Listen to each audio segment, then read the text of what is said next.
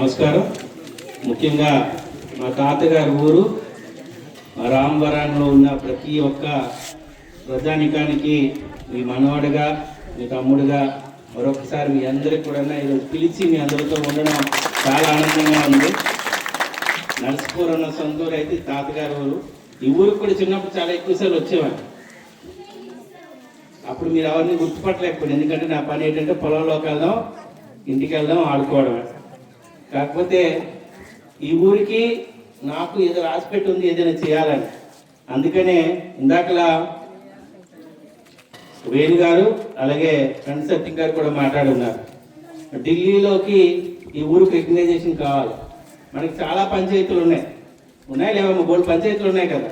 కానీ ఏ పంచాయతీ కూడా ఢిల్లీకి పంపించకుండా రామవరంలో ఉన్న సర్పంచ్ని ఢిల్లీకి పంపించాలి, ఈ ఊరి పేరు అక్కడ పిలవాలి అన్న ఒక ఉద్దేశంతోనే జాతీయ స్థాయిలో మన ఊరి నుంచి సర్పంచ్గా ఢిల్లీకి పంపించడం జరిగింది. అంతేకాకుండా ఆయన కూడా అన్న సత్యం గారు కూడా ఇప్పుడు ఏమంటారంటే ఈ ఊరికి ఏదైనా చేయాలి, ఈ ఊర్లో నా పేరు నిలబడాలి, ఈ ఊర్లో ప్రతి ఇంటికి నేను ఏదో ఒక విషయంలో సాయం చేయాలని. లాస్ట్ ఇయర్ పట్టుపట్టి దాదాపుగా 33 లక్షలు తీసుకున్నారు. ఈసారి కూడా దాదాపుగా 38 లక్షలు మళ్ళీ మీ ఊరికి తీసుకోవడం జరిగింది. అలాగే ఈ ఊరికి తీసుకోవడం కాకుండా మన పక్కన రెడ్డి వన్ వాళ్ళకి కూడా కాంపౌండ్ వాళ్ళు కావాలి, వాళ్ళకి కూడా చేయాలని చెప్పి కాంపౌండ్ వాళ్ళు కూడా తీసుకోవడం జరిగింది.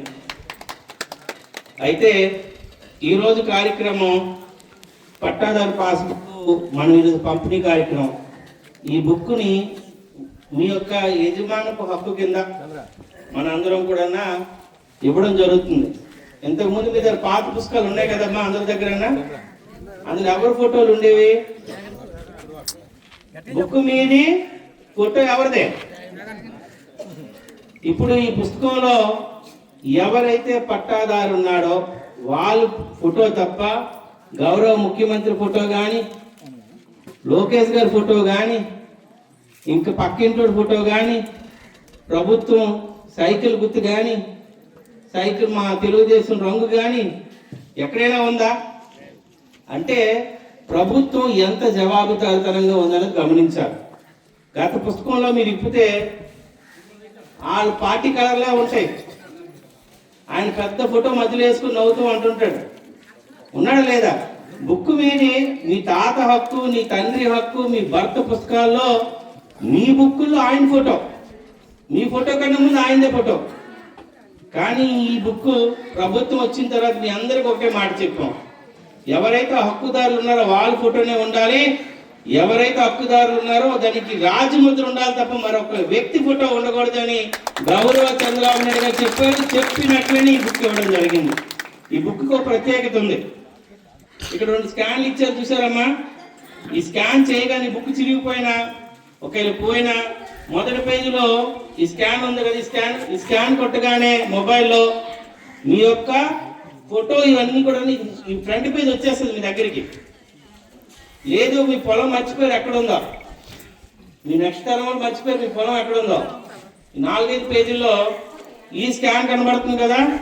ఈ స్కాన్ కొట్టగానే ఒక గూగుల్ మ్యాప్ తీసుకెళ్తుంది మీ పొలానికి డైరెక్ట్గా.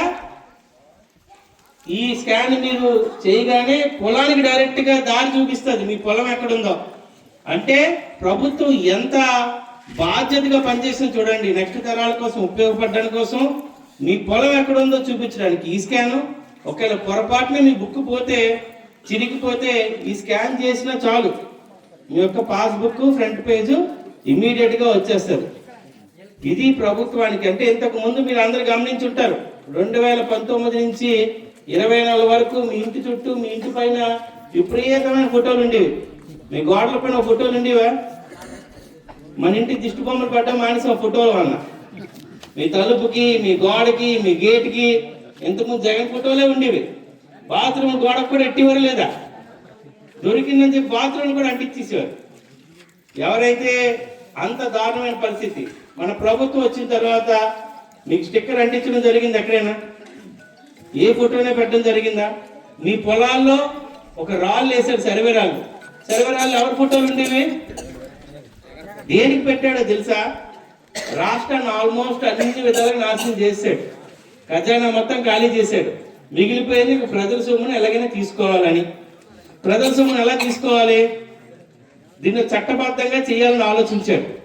అందులోనే ఆయన ఏం చేశాడంటే టైటిల్ యాక్ట్ అనే ఒక గొప్ప సంస్కరణ తీసుకొచ్చాడు. ఆయనకు అదే గొప్ప సంస్కరణ. దాని ఉద్దేశం ఏంటంటే నీ భూమిని నీకు తెలియకుండా లోన్ పెట్టుకోవచ్చు, నీ భూమిని నువ్వు అమ్ముకోవడానికి అధికారం లేకుండా చేశాడు. ఆ హక్కుని మనం ప్రభుత్వం వచ్చినట్టే తీసేస్తామన్నాం. చంద్రబాబు నాయుడు నేను ముఖ్యమంత్రిగా ప్రమాణ స్వీకారం చేసిన రోజే మొట్టమొదటి సంతకం తిరిగి మీ భూములు మీకు ఇవ్వడం జరుగుతాయి అని చెప్పారు. ఇప్పుడు ఎవరైతే పట్టాదారులు ఉన్నారో అందరికి మీ భూమి ఇచ్చాం. పొరపాటుని ఏమైనా జరుగుంటే ఈరోజు మీ భూములు మీవి కాదు, మీ భూములకి మీరు అమ్ముకోలేని పరిస్థితి. ఇంట్లో పెళ్ళైనా ఏదైనా శుభకార్యం జరిగినా కష్టం వచ్చినా ఒక భూమి తనఖా పట్టానికి కూడా లేని పరిస్థితి ఉండేది. కానీ ప్రజలందరూ కూడా ఈసారి చాలా మంచిగా ఒక మంచి ప్రభుత్వాన్ని తీసుకురావాలి. గత 5 సంవత్సరాలు ఎన్ని కష్టాలు పడ్డారో చూశారు. అయితే తెలుగుదేశం ప్రభుత్వం రావడం ప్రతి పేదింట్లో కళ్ళగా ఉన్నారు.